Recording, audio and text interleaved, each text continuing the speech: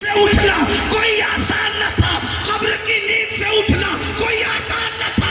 ہم تو محشر میں انہیں دیکھنے آئے ہوئے ہیں، انہیں دیکھ کر سو گئے، ان کو دیکھنے کے لیے بیدار ہیں. یہ موت سے محشر ہے، یہ موت سے محشر ہے. اسی کو مومن کی موت. لیکن یہ کس کے لیے ہے؟ صرف وفادار. یہ کس کے لیے ہے؟ صرف وفادار کے لیے. اسی لیے دنیا میں غداروں کا عرس نہیں ہوتا، دنیا میں صرف وفاداروں کا عرس.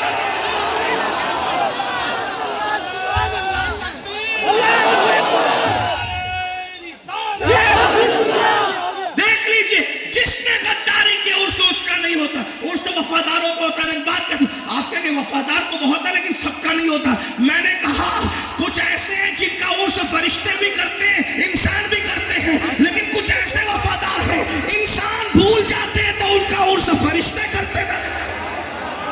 ان کا عرس فرشتے، انسان کرے نہ کرے فرشتے کرتے ہیں. اور فرشتے کیسے کرتے ہیں؟ نم کا نومت العروس، ایسے سو جا جیسے پہلی رات کی دلہن سو گئی. ملنگ شاہ بابا کے وصال کے دن یہ جو بھیڑ جمع ہے یہ کیوں ہے؟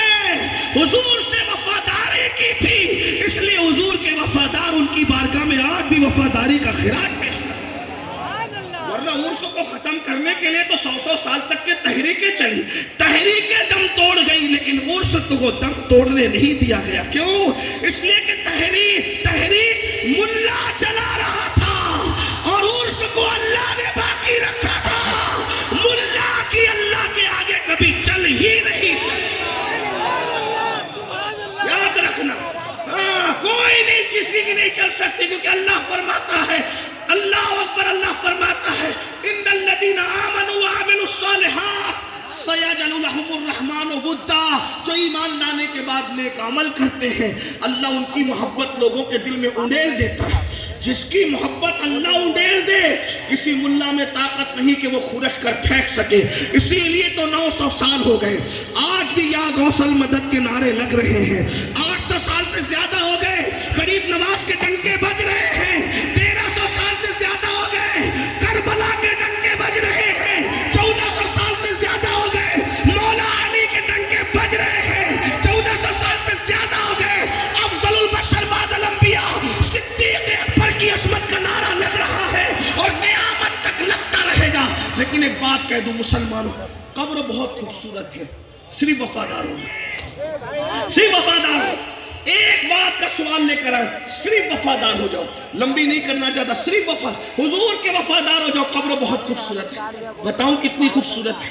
توجہ، کتنی خوبصورت ہے بتاؤں؟ دھیان دے دیجیے بس. اللہ کرے بات قرآن سے بات سمجھانے کی کوشش کرو. دیکھو، توجہ کرو. اللہ ایسا سلائے گا قبر میں کہ کوئی چی چاں کی کسی بائک کے ہارن کی آواز بھی تمہیں بے چین نہیں کرے گی. توجہ کرنا، بہت ذمہ داری سے بات کروں. ممبر میرے پیچھے پورے علماء بیٹھے ہوئے، سب علماء ہیں. غلطی کروں گا تو ان کو اصلاح کا حق ہے اور انہیں کرنا چاہیے، ہے نا. یہ وہ ممبر نہیں کہ سمجھ میں آئے تو بھی بولو سبحان اللہ، نہیں سمجھ میں آئے تو بھی بولو سبحان اللہ. نہیں، یہ وہ نہیں ہے. یہ بہت ذمہ دار ممبر ہے علماء اہل سنت کا. توجہ ہے آپ. اگر حضور سے وفاداری کر لی، حضور سے، اللہ اتنی سکون کی نیند سلائے گا. اور کیسے سلائے گا پتہ ہے؟ اللہ خود تھپکیاں دے گا جیسا کہ اس کی شان ہے. میں قرآن پیش کروں آپ کے ساتھ. اللہ خود تھپکیاں دے گا جیسا کہ اس کی شان ہے. آئیے سنیے قرآن.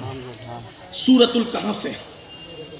چند نوجوان اپنا ایمان بچانے کے لیے، دھیان دیجیے توجہ، چند نوجوان اپنا ایمان بچانے کے لیے ایک غار میں گئے اور سو گئے. ایک غار میں گئے اور سو گئے. کتنا سوئے؟ 309 سال تک کے سوئے. کتنا سوئے؟ 300. کتنا سوئے؟ 309 سال تک. 3 سال میں بدبو آنے لگتی ہے، چونٹیاں تیسرے دن کاٹنے لگتی ہے. لیکن قرآن بتا رہا ہے کہ کتنے سال سوئے وہ؟ 309 سال تک. 309 سال تک وہ سوئے. لیکن اللہ نے کیا کیا؟ قرآن اور تفسیر ابن عباس، ابھی میں نیچے کسی کا ذکر نہیں کر رہا ہوں کیونکہ ابن عباس کو سب مانتے ہیں. عرس کا انکار کرنے والے بھی ابن عباس کو مانتے ہیں, ہم بھی مانتے ہیں, ہم سے زیادہ کون مانے گا ان کو. ابن عباس وہ ہستی ہے جو صحابی بھی اور اہل بیت بھی ہے. کچھ خوش نصیب ایسے ہیں جو صحابہ بھی ہیں اور اہل بیت بھی ہیں, یعنی ان کے پاس دو نسبتیں ہیں. سبحان اللہ, یہ وہ ابن عباس ہیں, حضور کے صحابی بھی ہیں, حضور کے اہل بیت میں بھی ہیں. اللہ اکبر. اللہ کے وہ نیک بندے. اچھا قرآن نے کیا کہا؟ وہ بڈھے نہیں تھے. پھر آ گئی نا بات, دیکھیں آ گئی. وہ بڈھے نہیں تھے, کون تھے؟ جوان تھے. چند جوان, دیکھو جوانوں کی سونے کی بھی اہمیت. جوان تھے, کس لیے نکلے؟ حضرت عیسیٰ کی وفا میں ایمان بچانے کے لیے نکلے. وقت کا بادشاہ ایمان چھین رہا تھا اور یہ چند جوان نکلے اور غار میں سو گئے. 309 سال تک سوتے رہے, چونٹی نے بھی نہیں کاٹا, کیڑے بھی نہیں آئے. اور آپ کو بتاؤں اللہ کی شان, غار جو ہوتا ہے غار,